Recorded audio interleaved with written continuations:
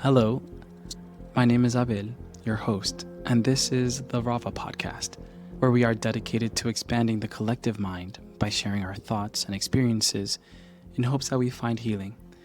Thank you for joining me today on another episode. I've been enjoying the liminal space of transformation. I've been working my mind and my heart to understand what's going on in my life, and I'm doing my best to follow the signs that the universe is laying out there for me. It hasn't been easy. I have lots of anxiety. I feel like I'm doing everything wrong, like I'm not doing enough. And even in my hyperproductivity, I am still beating myself up through it all. It's something that I'm working through with my therapist at the moment. And distracting myself isn't the way to go about this. The other day I cried after a conversation I had with my partner because he said something critical to getting me back in touch with myself. He said that I am going through a lot. Something so simple that I couldn't say to myself. In the moment that he said it, it struck a chord, and later that day, I went to sleep crying. And ever since then, the floodgates have not been closed, and I am happy to say that I've been allowing myself to feel the emotions that I've been feeling. So, if you feel my voice a little down, it's because I've been facing some really tough shit. Today, because we're thinking about liminal spaces and we are in that in-between, I have reflected about what becoming means and how much of an art it is to become, to transform. The process is a beautiful opportunity for me to clear the space and use this blank canvas to understand what my life is without the pressure of working for someone from 9 to 5. And I'm embracing this time. I'm embracing the challenge that this poses for us. In my time of reflection, I have come up with a piece that I am going to share with you today called The Art of Becoming. I love to write. I love to reflect through words, and as I'm exploring the medium of storytelling through content creation, writing has been at the center of that process. Before we begin, I would like to take some time to ask you to please subscribe to the podcast wherever you're hearing this. Give me a thumbs up and comment.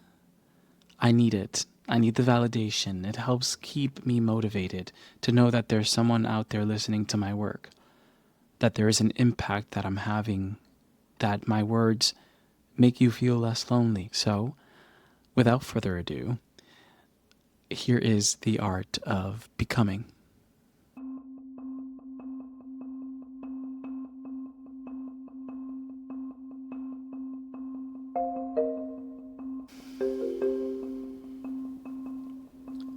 Since 2020, I have dedicated some of my spare time reorganizing photo albums my mom has created for me throughout my life. It's a beautiful practice, the creation of photo albums, a dying art of memory preservation. They still require my attention, though. I have yet to finish reorganizing them, and I'm excited by the idea of putting this project to rest. Not surprisingly, it's been time intensive. Leafing through a captured lifetime has required more energy from me than I care to admit. Removing each picture from their previous frame and welcoming them into their new home is a meditative thing. It slows your mind and grounds your spirit in the knowing that you have cultured a life of abundant love and stability. You can't help but feel gratitude for it. Even the painful moments that bubble to your surface, sometimes a memory once lost in the background of your daily life fills you with grief and leads you to wonder what other memories have you left behind. These albums allow me to dive deep into reflection, facing who I am today, specifically how I have morphed and changed to get here. What parts of myself have I left behind to be lost to time? How much more will I continue to change? And will I like who I become? I've been enamored with my journey of becoming. The consistent evolution of self brings me the most joy in this life. I relish the slow and detailed changes I have made every time I moved towards the shift of who I am becoming. I have given myself the permission to embody different energies for so many different reasons. At times, I have followed my heart. Others, I have followed the lie of the social system that we live in. However, and always, I have dedicated myself fully and without ever looking back. I have dedicated myself to change like a priest devotes themselves to their God. Recently, the art of becoming has gotten a little too real for me. It has journeyed a little further away from the fun and light transformations I had grown accustomed to, and they have gotten closer to the truth that my life, like everyone else's, is equal parts suffering as it is joy. While it was nice while it lasted, the pendulum always swings towards its counter to balance the scales. How beautiful it was when I was able to neglect the underlying darkness within. How lost I now know I was in false light. I unfortunately kept fucking around and found out the truth with a slap to the face, when I had to be accountable for my choices and how they hurt the people that I claimed I loved. I won't get into too much detail, but I violated the boundaries of an ex-partner, and it caused an irreparable rupture. In my exaltation of the self, I had been permissible and unconscious in following my impulses and forgetting that my actions, in fact, had consequences. At the time, my ego was shattered. I couldn't believe that I, someone dedicated to love and the spiritual path, was in fact human and capable of causing pain. Even if within my heart, my desire was to be a place of healing for others. As agonizing as it has been, I had to be shown the darkness within me. Ever since, it's been the main focus of my spiritual practice. Shadow work. The work of facing my own personal darkness head on. The reality that can only be understood at the altar of truth. I will admit, I haven't always been brave or willing, but I have always done what I believe makes me a person of integrity. You see, once you are shown the truth, you have two options. You can either go back to sleep and try to never acknowledge the truth again, or you can take the excruciating path of learning from it and admitting that it is not separate from you. The problem with the former is that the darkness will not whisper every time. If you ignore it long enough, that whisper will expand into a scream. Should you keep ignoring the push to resolve a lesson unlearned, your higher self will inevitably push you, sometimes even hurting you in the process, to get your shit together. The pressure of not finding resolution or integration required to move past the lesson will increase every time your test comes back around. It is my opinion that it is better to swallow the bitter pill as soon as you know you want to hide, lest the bitterness overcome you when you finally stop compartmentalizing and face the mess of a mountain that you have let pile up. The art of becoming is more than just a simple physical transformation, although striving for the beauty you want to embody tends to be the most instantly gratifying. The art of becoming is an extension of the Akashic record, the book of life, where your contributions, how you live this life, feeds the vast undercurrent of collective knowledge and knowing that permeates all of existence. It is the mutability and surrender with which you approach becoming that determines your navigational success. It is your openness to change that allows you to truly live out a fully embodied evolution. There are the perils and pitfalls that you can be a victim to, of course. Those that we are all at risk of perpetuating. Not to mention the ever-present, albeit slowly dying, presence of capitalism that still asks of you to put a price tag on your evolution after you have packaged it for consumption. Remember that it can infect your process of becoming, with ventures that the ego will convince you are worthy of your time and attention. But the search for the material will leave you loveless and infiltrated by an external dominion you sold your consent away to for a pair of shoes, or that beautiful sheepskin wallet that you just had to have when you were walking down the streets of New York City. Guilty. How many versions of you have you allowed yourself to explore? Or have you allowed this reality to stop you from enjoying the love of rediscovering yourself time and time again for the fear of the unknown you? Did you believe the lie that you were fixed, crystallized in stasis? Are you letting your dreams of becoming something bigger than what you are now die? Are you content knowing that you are unwilling to put in the effort to change? Are you happy with the sameness of your internal conflict? My deepest desire for all of you is that you believe in yourself to be a human dedicated to their evolution. And if you have stopped believing in yourself and in your ability to morph as you live life, that the flame within you is ignited once more, and that you face the pain that you have let rot you from the inside. You see, I believe that it is only through our mechanisms of suffering and vulnerability that we can get in touch with our truest self. And by no means am I encouraging you to seek out suffering. Instead, I am asking that you lean into sadness and grief if it should ever show up at your door, because it will. It's inevitable. Your job then is to embrace the torrential emotions and to never suppress your feelings. How beautiful you are when you shed the tears that bubble to the surface of that gorgeous face. How easily they water your pain. What a blessing it is that you can sit in sorrow and feel the truth of your reality. What a grand realization that life is not all the beautiful light that we exalt above all things, and that perfection is your darkness as well as your light.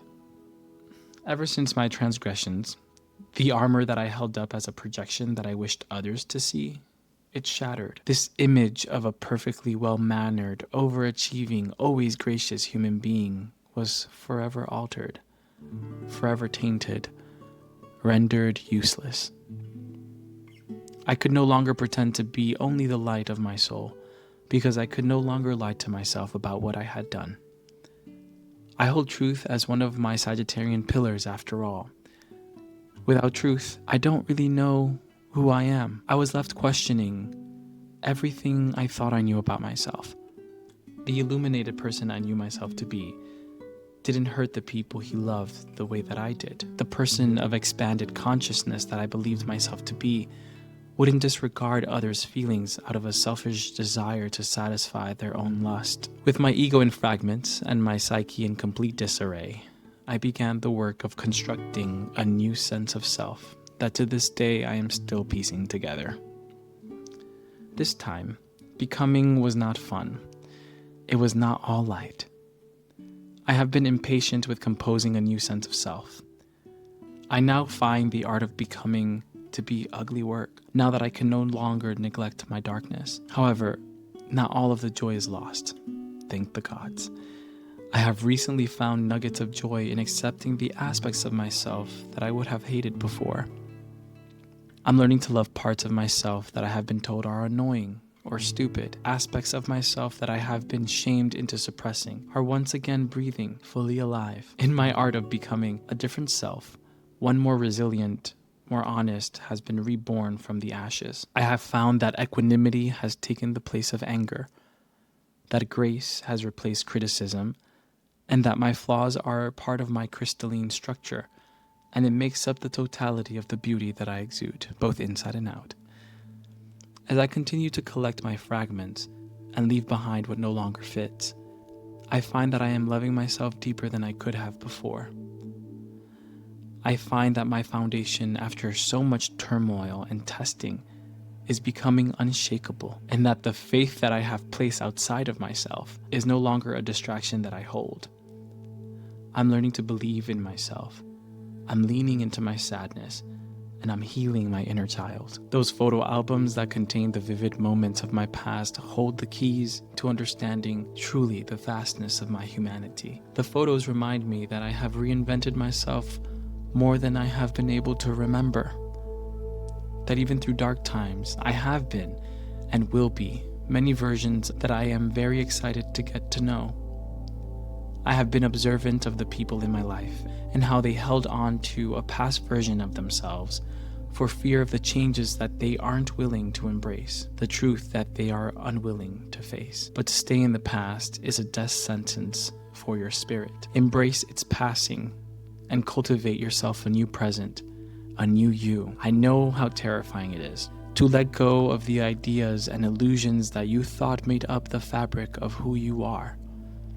I know how painful it is to shed the skin, but imagine how uncomfortable you are right now, staying in a skin that doesn't fit you nor your consciousness anymore. Imagine still wearing the tattered socks from your adolescence because they were part of your journey when you were the happiest, the most comfortable. Who are those thin and tattered versions of yourself serving? Not every page I turn in these albums brings me joy or satisfies my nostalgia.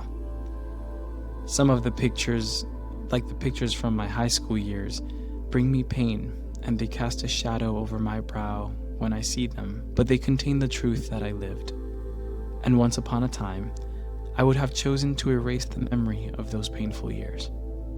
I was naive enough to think that trying to erase the past was necessary to recreate a stronger, better version of myself. All I was doing was severing myself from who I am.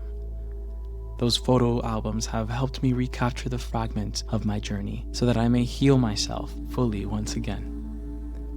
I wouldn't have been able to do that if my mother wasn't dedicated to preserving this dying art of creating albums that tell our stories in seconds of frozen time. I have so much to be grateful to her for. Honoring the moments we live with love, both distant and proximal, has been one of the most treasured gifts that she has bestowed upon me. I will continue to dedicate myself to finishing these albums in hope that I remember all of me.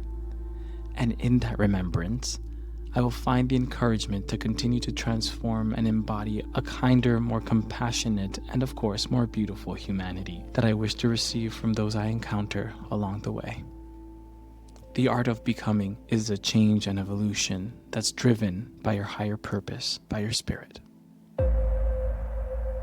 Thank you for listening if you've come this far. It's been an incredible journey redrafting, re-recording this episode. I wanted to give it the justice, the time, the effort, and the dedication that it deserved. I felt like these words were constructing a story not only for myself, but for those who may be listening here.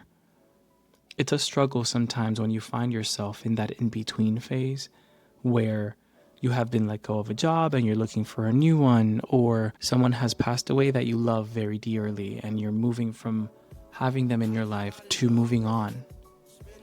These liminal spaces are so important for us to remember to stay steady, to stay grounded, and to rely on our inner strength to get us through it. I hope that you, dear listener, on the other side of this, know that you're not alone, and that we're all going through our transitions, and that the art of becoming is just one of the ways that you can frame this perspective so that you can continue to be exactly who you are. Thank you again for joining me on this episode. And remember, dear listener, kindness costs you nothing but your ego, and surrender brings you all of your heart's desires. Ciao.